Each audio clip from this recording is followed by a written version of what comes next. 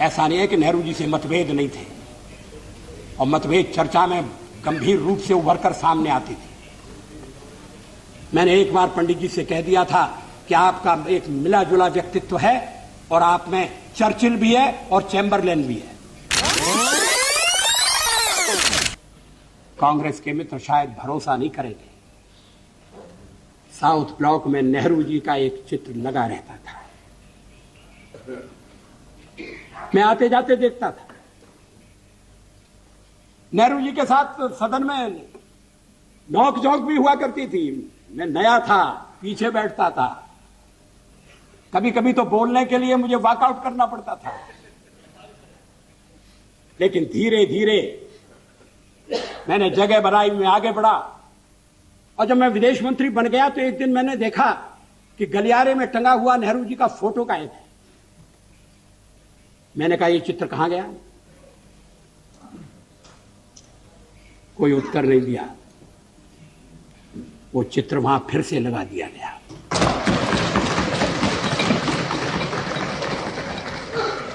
क्या इस भावना की कद्र है? क्या देश में ये भावना पनप है? ऐसा नहीं है कि नेहरू जी से मतभेद नहीं थे, और मतभेद चर्चा में गंभीर रूप से उभर कर सामने आती थी। मैंने एक बार पंडित जी से कह दिया था कि आपका एक मिला जुला व्यक्तित्व है और आप में चर्चिल भी है और चैम्बरलेन भी है। वो नाराज नहीं हुए। शाम को किसी बैंक्वेट में मुलाकात हो गई और उन्होंने कहा, आज तो बड़ा जोरदार भाषण दिया है, और हंसते हुए चले गए। आजकल ऐसी आलोचना करना दुश्मनी को दावत देना। लोग बोलना बंद कर देंगे। क्या एक राष्ट्र के नाते हम मिलकर काम नहीं कर सकते? क्या एक राष्ट्र के नाते हम सब आने वाले संकटों का सामना नहीं कर सकते? एक शताब्दी खत्म हो रही है, दूसरी शताब्दी दरवाजे पर खड़ी है। अगर हमें छोड़कर आप कोई नया प्रयोग करना चाहते हैं, मुझे कोई आपत्ति नहीं होगी, लेकिन हम जो प्रयोग कर रहे हैं उस प्रयोग को आप सफल होने दें, ये मैं आपसे अनुरोध जरूर करना चाहता हूं। जब जेनेवा में मानवाधिकारों के सम्मेलन में कश्मीर के सवाल को हमारे पड़ोसी ने उठाने का फैसला किया, तो फिर उस समय के प्रधानमंत्री श्री नरसिंह राव की नजर मेरे ऊपर गई कि मैं वहां जाकर भारत का प्रतिनिधित्व करूं।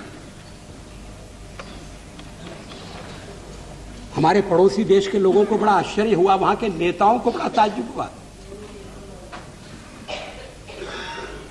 किसी नेता ने कहा भी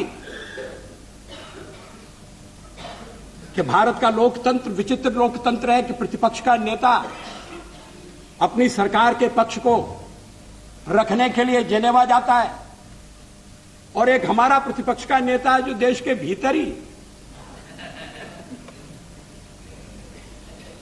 ऐसी कठिनाइयां पैदा करता है जिससे अंतर्राष्ट्रीय बाधाएं और उत्पन्न होती है।